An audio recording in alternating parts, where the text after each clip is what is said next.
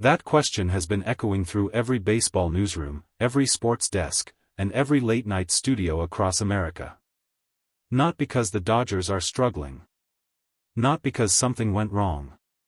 But because something is going so spectacularly right that even the most seasoned analysts in the United States can't find the words to properly explain it. And the man who cracked it open? Kyle Tucker. In a post-game media session that nobody expected to turn into a cultural moment, Tucker said something so honest, so raw, and so unscripted that it immediately sent shockwaves through the U.S. sports media landscape. What he revealed wasn't a statistic. It wasn't a batting average or an ERA. It was something far more important, a window into the soul of the most dangerous team in baseball right now. But we'll get to Tucker's words in a moment. Because first, you need to understand what happened on that field. You need to understand what Yoshinobu Yamamoto did on the mound. And you need to understand what Shohei Ohtani did at the plate, because calling it a performance almost feels like an insult to what the world witnessed. There is a difference between a pitcher who throws well and a pitcher who controls everything. One is impressive. The other is terrifying. Yoshinobu Yamamoto, on this night, was the latter. From the very first inning, it was clear that something was different. His fastball wasn't just fast, it had life, late movement, a kind of sharp aggression that made right-handed batters instinctively pull back. His splitter was devastating. Not occasionally. Not in key moments.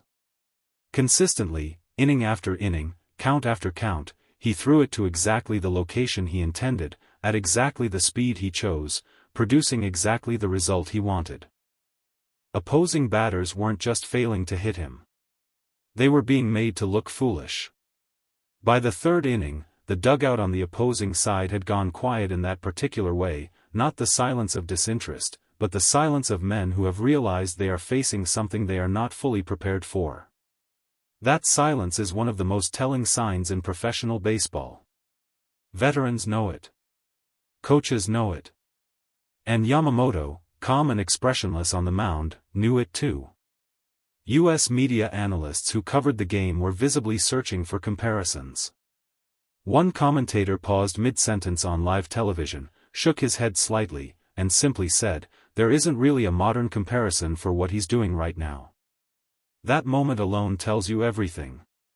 When American baseball media, which has seen Sandy Koufax's highlights, lived through Pedro Martinez's prime, and analyzed Max Scherzer's every start, runs out of comparisons, you are watching something genuinely special. The numbers at the end of his outing told the story clearly. But numbers, as always, only tell half of it. The other half was written in the body language of the hitters who walked back to the dugout, helmet in hand, shaking their heads. That half doesn't appear in any box score. If Yamamoto's performance was a masterclass in control, Ohtani's was something else entirely. It was a reminder, loud, undeniable, almost aggressive in its clarity, that there is currently no player on this planet operating at the same level as Shohei Ohtani. His first at-bat set the tone immediately. The pitcher, a capable, experienced major league arm, came in with a plan. He had data. He had a scouting report. He had a sequence prepared. And Ohtani dismantled all of it within 4 pitches. Not through luck. Not through brute force alone. Through a combination of pitch recognition, timing, and physical ability that left the catcher visibly exhaling as the ball cleared the warning track. But what made the baseball world stop wasn't just the home run. It was what came after it. As Ohtani rounded the bases, there was no excessive celebration. No theatrical moment for the cameras. He ran the bases with the same calm efficiency he brings to everything he does. Head slightly down. Steps measured. Expression composed. And when he returned to the dugout, the first thing he did, before accepting congratulations, before sitting down, before anything, was pick up his batting notes and glance at them. That image. That single image of a man who just hit a home run immediately returning to his preparation materials. That is what separates Ohtani from everyone else. Not the home run. The instinct that followed it.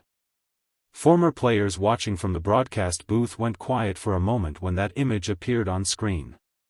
One of them laughed softly and said, "He's already thinking about his next at-bat." That is not normal. That is not something you can teach. That is the product of a decade of deliberate, obsessive, uncompromising self-discipline that began long before anyone outside of Japan knew his name. Now we come to Kyle Tucker.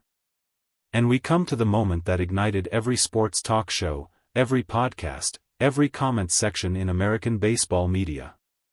After the game, in a post-game interview that was supposed to be routine, Tucker was asked a simple question about the team's current energy. What he said next was anything but simple. He didn't talk about team chemistry in the safe, rehearsed way athletes usually do. He didn't offer the standard "we're clicking right now" response that fills post-game transcripts with forgettable filler. Instead, Tucker paused, looked directly into the camera, and described what it actually feels like to share a clubhouse with Shohei Ohtani. He said that playing alongside Ohtani changes your baseline. That when you watch someone operate at that level every single day, the preparation, the focus, the diet, the training, the consistency, you stop seeing elite performance as a ceiling and start seeing it as a floor. He said that the most valuable thing Ohtani brings to the Dodgers isn't his statistics. It's what his daily standard does to every other player around him. You can't be average around him, Tucker said. It just doesn't feel right. Those 7 words detonated across American sports media like a depth charge. Within hours, they were being quoted on ESPN, analyzed on MLB Network, and debated on podcasts with millions of listeners. Because what Tucker articulated in those 7 words is something that front offices spend hundreds of millions of dollars trying to manufacture and almost never successfully achieve, a culture of standard raising that is organic, personal, and impossible to fake. This is not a new concept in sports. The greatest teams in history have always had a player whose daily standard quietly elevates everyone around them. But Tucker naming it out loud, in real time, about a teammate who is currently active? That is rare. That is the kind of honesty that cuts through all the noise and lands directly on the truth. The reaction from American sports media was immediate and, notably, unusually unified. Networks that rarely agree on anything found themselves making the same point from different angles, that the Dodgers, right now, are not simply a great team. They are something more structurally dangerous than that. A great team wins games. What the Dodgers are building is a team that makes winning feel inevitable. There is a difference, and it is not a subtle one. Analysts pointed to Yamamoto's development as evidence of a larger organizational philosophy. When the Dodgers signed him, the expectation was that his adjustment period to Major League Baseball would take time. That is the standard narrative for any pitcher crossing from Japan. But Yamamoto has repeatedly refused that narrative. He has adapted not by compromising his style, but by sharpening it. His stuff, which was already elite, has become more refined under the conditions of MLB hitters, not less. That doesn't happen by accident. That is the product of an environment that demands constant growth. And that environment, multiple analysts noted, has Ohtani's fingerprints all over it. One prominent American baseball writer put it directly: the Dodgers didn't just sign Ohtani to add his individual performance to their roster. They signed him because of what he does to the space around him. Because of what Tucker described. Because of that quiet, daily, relentless standard that makes average performance feel uncomfortable to everyone nearby. That is worth more than any contract figure can capture. Here is what Darvish once said about Ohtani, and it echoes louder now than ever: it's not the pitching, it's not the hitting. It's the person.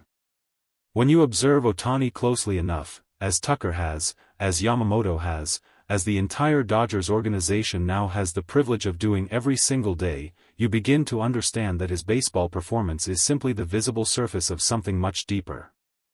Beneath every home run, beneath every precise pitch he once threw, beneath every post-game note review, there is a system of personal discipline so thorough and so long established that it has become invisible to him. It is simply how he lives. The diet that his teammates still marvel at. The preparation that begins before most players have finished their coffee.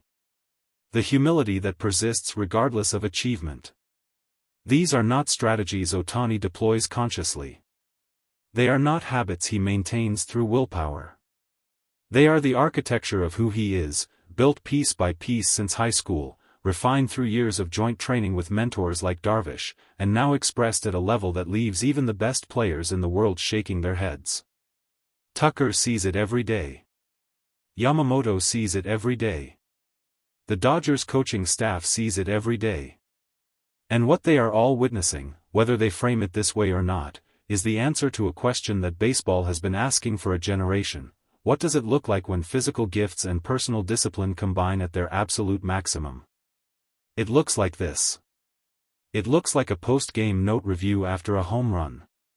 It looks like 7 words from Kyle Tucker that shut down American sports media for a news cycle. It looks like Yoshinobu Yamamoto standing composed on a major league mound, pitching with the authority of someone who has already accepted that he belongs here. The 2025 season is still unfolding. There are innings left to pitch, at-bats left to take, and moments left to be written.